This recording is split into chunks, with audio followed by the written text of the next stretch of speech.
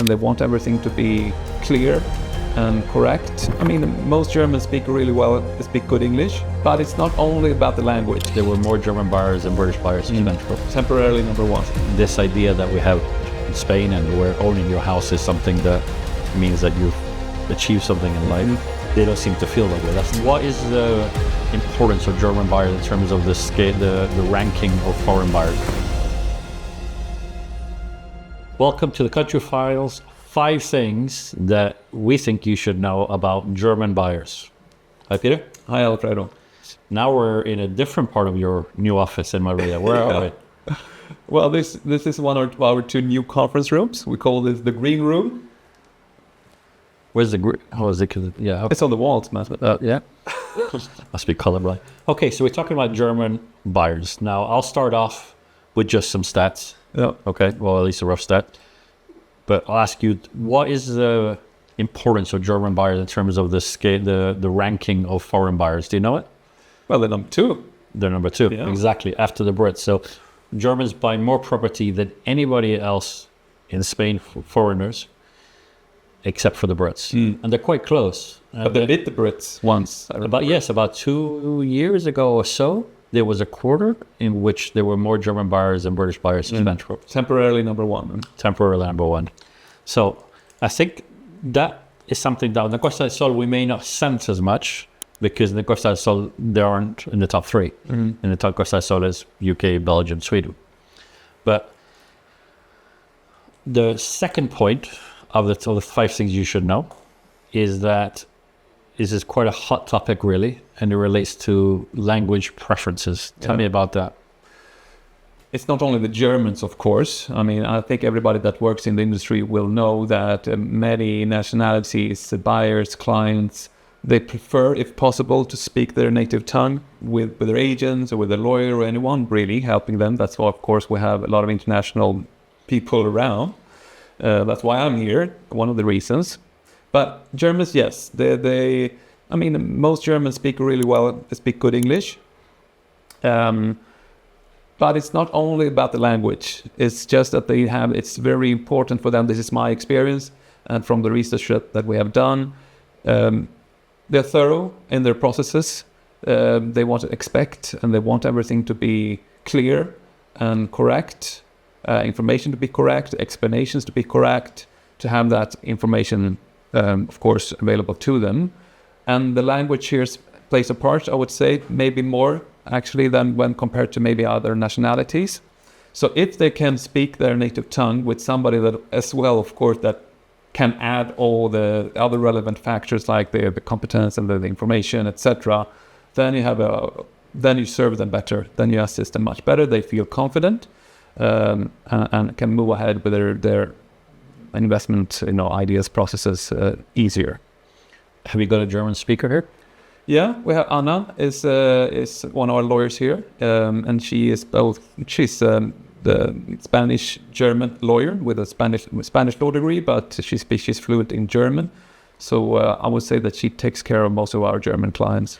And the link to the language preference thing, that is something that we see almost with every nationality, but like certainly Germans being one of the prominent ones. On the Costa del Sol, there are some very specialist agencies that deal with German buyers, and that's who you into it, isn't it? Yeah, Sebastian. Right. Yeah, correct. Okay. So point number 3 would be a very specific point that I saw from the conversation that you had with Sebastian, which is that Germans are often surprised that the completion at the notary happens immediately and is done. You leave the notary owning the property. Tell me a little bit about that. Yes, the conveyancing in Germany is a little bit different. So actually after signature, it's not really finished yet, to explain it in the most easiest way. So the procedures here are just different on that point. Point number 3 is that the Germans are often surprised that in Spain, when you complete a notary, it's done. You own the property. Tell me, why are they surprised? Because it's different in Germany. Without going into very technical details, in Germany, when you sign at the notary, usually the transaction, the transition of ownership is not really completed, to put it very simple, which means that they can get confused if they're not aware of this. So the advice is, of course, to have a clear clear information about the buying procedure itself, all the different steps involved. So they have, of course, they must be fully understand when they become the owner of the property in Spain. Okay, so that links to number 4. One of the takeaways there is that Germans, compared to a lot of other nationalities, take a bit longer to make the decision to buy a property, that the sort of research and consideration and the whole process, the preamble, they're a little bit less impulsive than some of the other nationalities. What can you say about that? Yes, that is correct. That is something that we have our own experience of that from our own German clients, but also through the conversations that we had in making the country files. So they do it in steps, a little bit more maybe compared to other nationalities. So they have the information gathering process, they do certain calculations, the area scouting, etc. Maybe then they travel back home, they come back next time to make maybe the decisions of the property. Okay, number 5 is a very small point that I thought was interesting.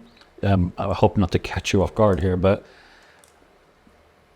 Germans do not equate ownership with success, meaning it's quite common to rent in Germany, and this idea that we have in Spain and in other countries where owning your house is something that means that you've achieved something in life, they don't seem to feel that way. That's certainly what I got from watching the video.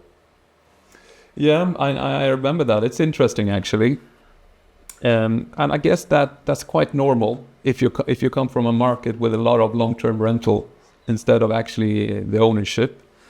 How that actually affects them in the buying procedure, I'm not too sure, to be honest. But I mean, it's a factor, and every piece of information that you have can be useful. I guess it's a little bit like the opposite way around of the polls, where it's a big deal completing a transaction. Yeah. For them, owning is part of a process. It's more of a economics thing than anything else, and it doesn't perhaps doesn't have as much of an emotional attachment to it. Yeah, but I think if we have to pick one of these points, I would say is definitely the language and the correctness of everything, to have everything very clear. So it shouldn't be that much different to other nationalities, I know that, but it's just a little bit more diligent, heavy on the information. Diligent, yes. Right. So you're dealing with a German buyer.